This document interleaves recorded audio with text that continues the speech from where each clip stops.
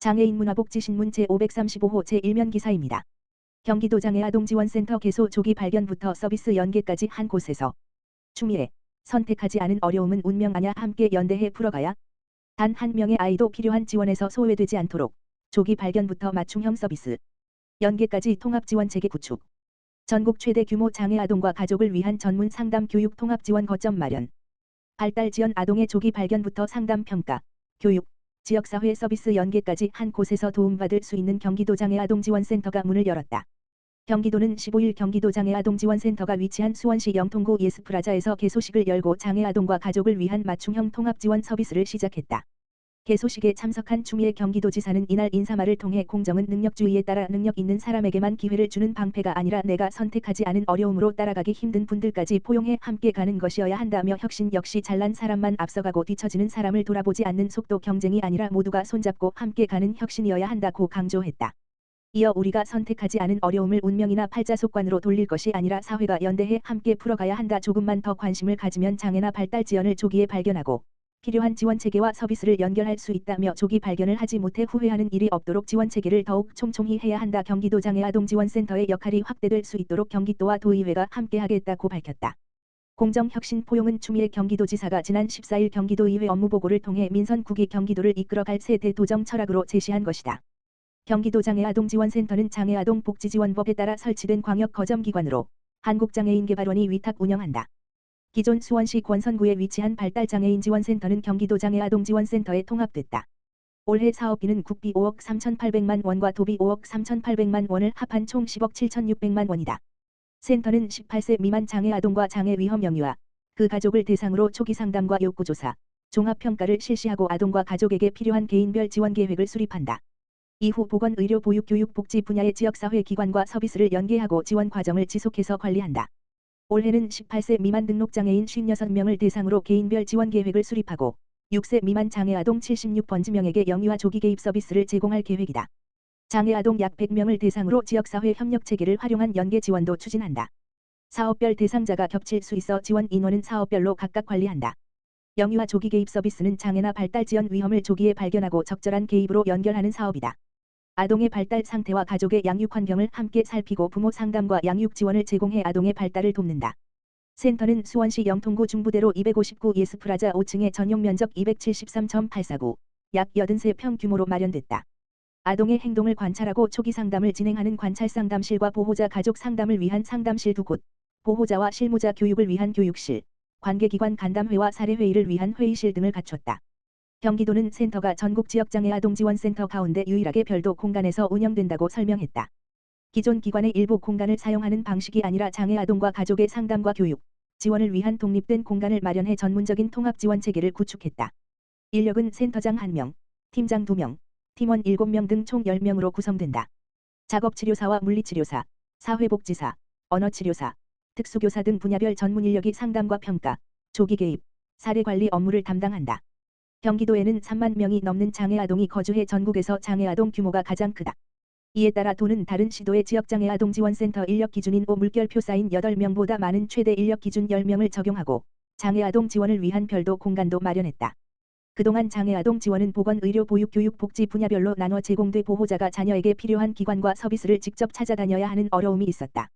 특히 장애나 발달 지연이 의심되는 초기 단계에서는 어느 기관에 상담해야 하는지 알기 어렵고 진단과 치료, 보육과 교육, 가족 지원 서비스가 서로 연계되지 않는 경우도 있었다.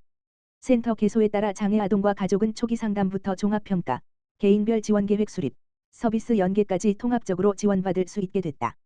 센터는 앞으로 도내 보건, 의료, 보육, 교육, 복지기관과 협력망을 구축해 장애 위험 영유아의 조기 발견과 조기 개입을 강화하고 가족 중심의 지원체계를 확대할 계획이다. 이날 개소식에는 이경혜 한국장애인개발원장, 이고은 보건복지부 장애인서비스과장, 경기도의원, 장애인단체와 유관기관 관계자 등이 참석했다. 경기도 지역사회기반 한의학 돌봄 재택의료 모델 구축 시동. 전국 최초로 지역 맞춤형 한의학 정책 개발하기 위해 한의학 정책 지원단을 구축한 경기도가 경기도형 한의학 돌봄 재택의료 모델 구축을 위한 첫 걸음을 뗀다. 경기도형 한의학 돌봄 재택의료 모델은 시군 보건소를 중심으로 한의학 방문 진료와 건강관리를 제공하고 대상자의 건강 상태와 돌봄 수요에 따라 지역 내 보건의료 돌봄 서비스를 연계하는 지역사회 기반 한의학 건강관리 모델로 구축할 계획이다. 경기도는 오는 22일 동국대학교 일산한방병원 대강당에서 시군보건소 한의사와 보건의료 돌봄 관계자를 대상으로 이런 내용을 담은 경기도형 한의학 돌봄 재택의료 모델 구축 사업 설명회를 개최한다고 20일 밝혔다. 설명회는 경기도가 주최하고 경기도 한의학정책지원단이 주관하며 시군보건소에 근무하는 한의사와 보건의료기관 및 돌봄 관계자 등 100여 명이 참석할 예정이다. 이번 설명회는 질환별 표준 진료 방향을 공유하고 시군보건소의 한의학 사업 추진 경험과 현장 의견을 수렴해 실제 지역사회에서 적용할 수 있는 한의학 돌봄 재택의료 모델을 마련하기 위해 추진된다. 또는 현장에서 축적된 진료 및 사업 자료를 향후 사업 개선과 정책 근거 마련에 활용할 계획이다. 특히 보건소가 대상자 발굴과 건강 상태 확인, 한의학 방문 진료, 지역 보건의료 돌봄 서비스 연계를 담당하는 지역 단위 실행 거점으로 기능할 수 있도록 구체적인 사업 방향과 추진 체계를 마련할 예정이다. 이 밖에도 한의학 돌봄 재택의료 사업에 활용할 수 있도록 인공지능 기반 의무기록 애플리케이션과 착용형 의료기기 등 디지털 도구 활용 방안도 소개한다. 경기도는 이번 설명회를 시작으로 시군보건소 현장 의견 수렴, 지역 한해 의료기관 관계자 좌담회 등도 추진할 예정이다.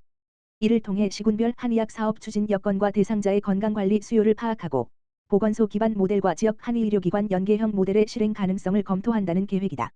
유영철 경기도 보건건강국장은 이번 설명회는 보건소와 함께 경기도형 한의학 돌봄 재택의료 모델을 만들어가는 출발점이라며 현장의 경험과 의견을 충실히 반영해 재가 환자와 건강 취약계층이 지역사회에서 지속적으로 건강관리를 받을 수 있는 실효성 있는 모델을 마련하겠다고 말했다. 경기도 제안으로 가정용 태양광에도 재생에너지 인증서 발급. 경기도는 오는 22일 기후에너지환경부, 한국에너지공단과 이 같은 내용의 자가설비 인증제, 레고, 발급 거래 시범사업 협력을 위한 업무 협약을 체결한다고 21일 밝혔다. 레고는 집이나 공장 등에서 직접 생산해 사용한 재생에너지의 인증서를 발급하는 제도다. 발급된 인증서는 기업의 리백 이행 실적으로 활용되며 그간 경제적 가치로 인정받지 못했던 자가소비 전력에도 새로운 가치가 생긴다. 경기도는 도내 3kW 주택 태양광 301흔 개소를 대상으로 전국 최초 재생에너지 자가소비용 발전설비 인증서, 레고, 리누어벨 에너지 개런티즈 오브 오러진, 발급 거래 실증 사업을 8월부터 추진한다. 또는 370가구의 발전량 계측 장치, RTU, 설치를 지원하고 발전량 데이터를 수집할 예정이다. 협약에 따라 새 기관은 수집한 주택 태양광 발전량을 정부 재생에너지 관리 시스템, 램즈과 연계해 인증서를 발급하고 소규모 자가설비의 데이터 수집과 전국 확산 방안을 함께 검토한다. 사업이 본격화되면 도민은 전기요금 절감에 더해 인증서 판매 수익을 얻고 기업은 리백 이행 수단을 확대할 수 있다. 도민이 생산한 재생에너지를 기업이 활용하는 새로운 상생 모델이 만들어지는 셈이다. 또한 그동안 정확한 확인이 어려웠던 소규모 태양광 발전량을 체계적으로 관리함으로써 전력 수요 예측의 정확도를 높이고 전력망 운영의 안정성도 강화할 수 있을 것으로 기대된다. 이번 실증은 경기도가 2024년부터 제안해 온 자가소비형 재생에너지 인증 모델이 정부 레고 제도로 도입된 데 이어 일반 가정의 주택 태양광까지 적용 범위를 넓히는 첫 실증이라는 점에서 의미가 크다. 경기도는 그동안 별도의 인증 체계가 없었던 자가소비형 재생에너지 발전량을 인증해 기업의 리백 이행에 활용하는 지렉 모델 도입을 검토하며 정부의 제도 도입을 지속 건의해왔다. 현재 정부 시범사업은 10kW 이상 설비로 한정되어 가정에 가장 많이 설치된 3kW 주택 태양광은 빠져 있다. 그러나 경기도에 설치된 주택 태양광은 총 135MW, 약 4만 5천 가구 규모다.